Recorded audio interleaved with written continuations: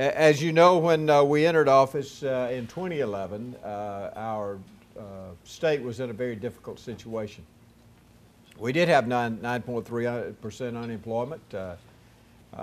We had no money left in the incentive packages for recruitment of industry. The stimulus money, which had propped up the budgets for the previous 4 years of $4 billion, it was gone.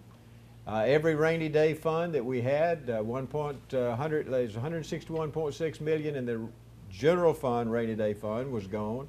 $437 million on the education side was gone. So we were not in very good shape. And so at that time, we had to make one of two decisions. Should we try to raise some revenue at that time, or should we try to consolidate, cut, and make government more efficient over the next 4 years? I chose the latter. And I said that we are not going to raise taxes the first 4 years that I'm in office. And we did not. What we did do, though, is we saved the people of the state of Alabama it was $1.2 billion annually by just doing simple things like refinancing bonds, doing the things that any business would do, things that you would do in your household. We were able to let people retire from state government, and we didn't replace them. We actually cut the size of government by 12.5%, as well as saving that amount of money that I was just talking about. So we did everything that was expected of us to make the government work more efficiently, save the people of this state money, and really do the things that you ask us to do without raising taxes. We knew, though, that we had borrowed in order to prop up our dysfunctional general fund. And let me just say it very simply. We have two funds in Alabama, a general fund which funds everything but education, and then our education trust fund. Every growth dollar in this state, well, not now, but a little bit goes into the general fund, but basically every growth dollar, which I mean, what I mean by that is income tax and sales tax, use taxes, that type thing. When the economy picks up, all of that money goes into education. None of that money goes into the general fund. And even if the economy picks up 20%, our general fund will not grow. It just won't grow because we budget in a poor, dysfunctional way. So I said this year we knew that this was coming because over the last 3 years, y'all let us borrow $454 million out of the Alabama Trust Fund, and we divided that up 3 years, and we propped up the general fund with that amount of money. So that's gone. All right? This year we knew we were in a crisis. You know, 4 years ago, this last Monday, I dealt with a crisis in Alabama. We lost 254 people, and we had more devastation than occurred during the Civil War that happened to our state. So we went through a natural disaster crisis.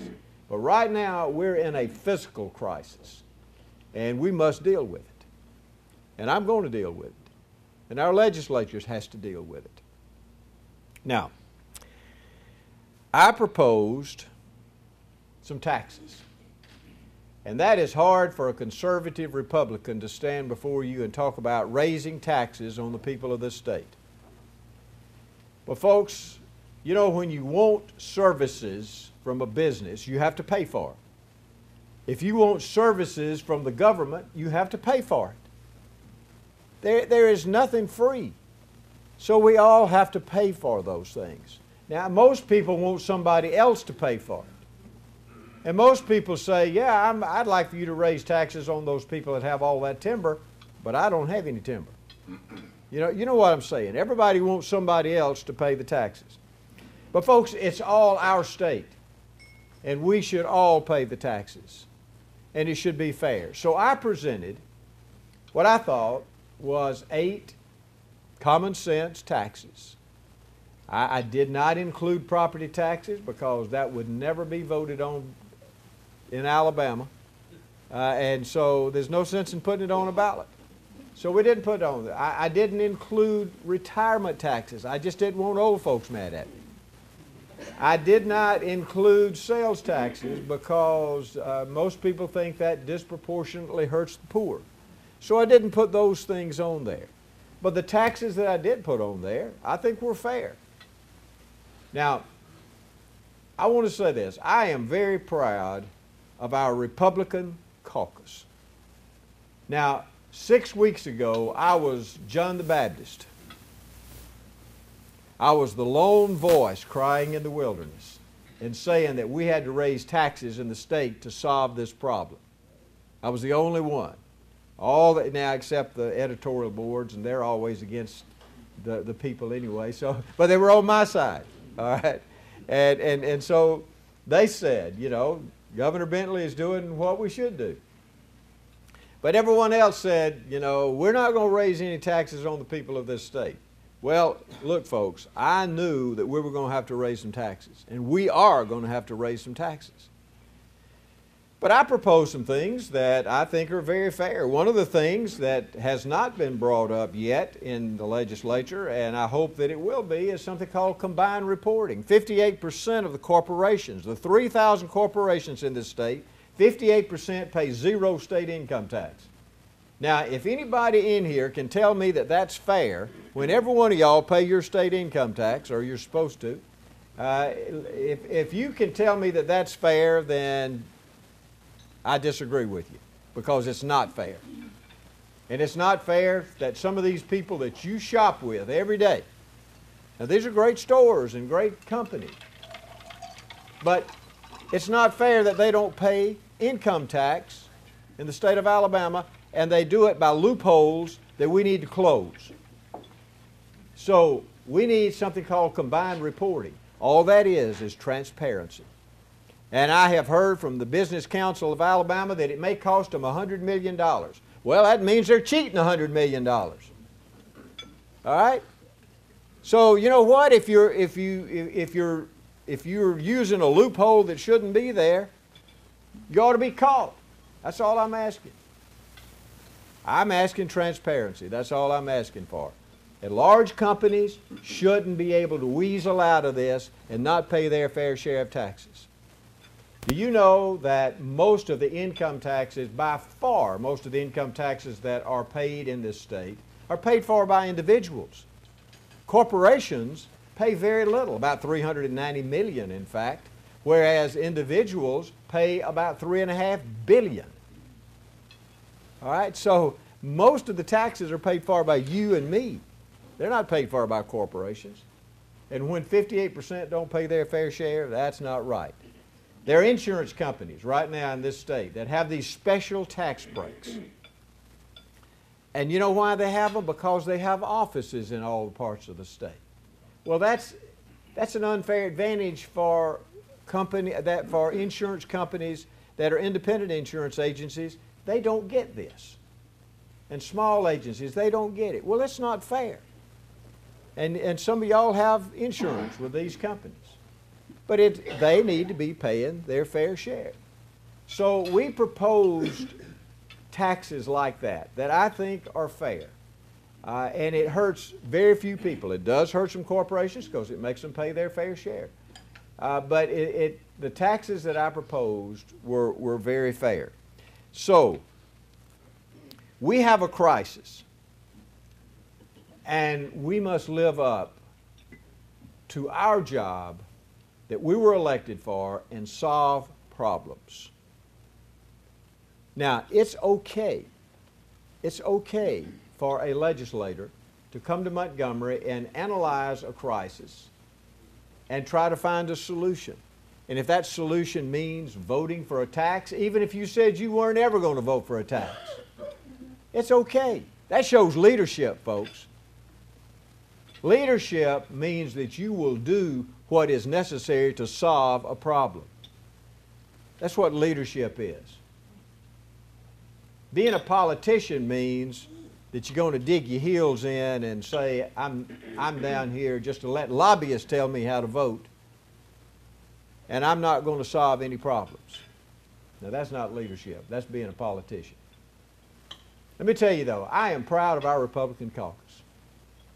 They took the first step yesterday when they voted and they said, we agree with Governor Bentley that taxes are going to have to be raised to solve this crisis and solve this problem. Now, they didn't say it exactly like that, but they did say it. And they said it because they proposed yesterday in the Republican caucus, they proposed, well, it's really not quite $200 million, but it was probably about $180 million, $175, $180 million in new taxes that they proposed to be raised in the state of Alabama. Now, that's a step in the right direction, folks. Now, it's not enough. We need $541 million. That's how much we need. But it is a step in the right direction. Because when you take that first step, it's like taking the first olive out of the bottle. The second one is easier. So you can't say now that you're not for taxes when you have said we're going to raise nearly $200 million in taxes. But I'm proud of it. I truly am. And I told some of the members this morning that I met with. I met with 3 members of the committee this morning, and I told them how proud I was of them because they are really being bold and they are taking the steps that are necessary to solve the issues and the problems that we're facing in this state. One of the things that we had proposed and they're going to do is to bring all of the use taxes, which are growth taxes, over and let it fund the general fund. Now that's, this year would be about $240 million. We had already brought over 1%. Well, this will bring over the other 3%, and that will bring in $240 million. So that is what we need to do. We need to bring some growth money over into the general fund so that as the economy grows, the general fund will finally grow for the first time in 70 years. Now, if we don't solve this, and if we don't solve it this year, you know, it could be another 70 years. And I'm going to be dead and gone, and most of y'all will too. And we'll still be talking about the general fund needs to be fixed. Well, I'm here to fix problems and solve problems. And we're going to keep this up until we get this solved. But I'm proud of them. They did a great job yesterday, and that's the first step in saying we have a crisis. Number one, they're there to try to solve this crisis. Number two, and number three, we agree with Governor Bentley, even though they didn't actually say it. We agree with Governor Bentley that we need to raise some taxes in this state in order to solve this problem. We're the 50th taxed state in the country. Now, I want low taxes. I really do. I don't want us to be number one in taxes. But we don't need to be just above Guam. You know, we really don't need to be 50th. If we want some things, I want this state to be better, folks. I want everything to be better in this state. I want better roads. I don't want to be letting people out of prison that need to be in prison. I want enough troopers out there on the roads. I want our mentally ill in this state to be treated. And we need to take care of people. I want our hospitals to survive. Our hospitals in the rural areas. Our hospital here. I want them to survive. Well, let me tell you, folks, if we don't properly fund the general fund, all of those things are going to go away. And all of those things are going to be hurt. And everyone in this room will be hurt by the fact that we in Montgomery were not willing to tackle this issue and solve this problem. But again, let me say, I just want to thank the Republican caucus for stepping up and changing their mind and saying we agree with Governor Bentley. All right? So, transferring over the use tax, they talked about yesterday, a very modest cigarette tax, 25 cents a pack, an auto rental tax that only went up 0.5%. Now, all of these things ought to go up higher than they're doing. And when I send back an executive amendment, we're going to try to get that to take place. But these are some good things that have been proposed. The business privilege tax, which all of us hate to pay, it'll be taken away from if you're on the lower end of the spectrum. There'll be thousands of people who won't even have to file that tax form every year. I had to file 2 of them this year. And so we'll take that away, and then the higher income will be raised slightly. So this will raise some money. So there's several things here that they have proposed. Many of them were mine that I proposed. There are some other ideas that I am perfectly fine with, and I told them as long as they have a reasonable proposal that I'm for. Now there are a couple of things that I'm against in their proposal, and I am against hurting our state employees anymore. Listen, our state employees, folks, do a fantastic job. And we need to be proud of them. They haven't had a raise in years, and they still work hard every day. And I have cut the number of state employees, so they're having to work even harder. But they do a great job. And so some of the things that they propose dealing with state employees and taking away things that we give to them, like a longevity bonus that they get, like some holidays that they get. We don't need to be hurting our state employees, and this is a piddling amount of money that would be saving. Plus the fact that on the longevity bonus, almost 90% to 95% of that is federal dollars. So it doesn't affect the state.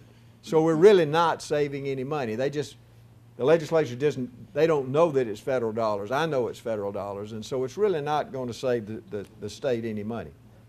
Now, here again, they have done some great things, and I want to thank them for what they've done. They haven't gone far enough, but you can't jump from the floor to the top of the stairs in one jump.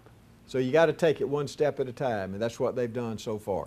And I'm very proud of them, and I told them I was going to brag on them today. You know, Speaker Hubbard and Representative Klaus, who's the chairman of the Ways and Means Committee for the General Fund, and then all the members who are sponsoring these bills, I want to thank them for that. And the thing that I'd like to ask y'all before I stop and let you ask me questions, give your representatives, give your senators some courage and tell them it's okay to solve a problem. It's okay to raise some of these taxes. It really will not affect very many people. Tell them it's all right. Tell them that's leadership. And tell them you're not going to vote against them because they voted for a tax. So I need your help. So y'all please tell them that, because we have to solve this problem, and we're going to solve it.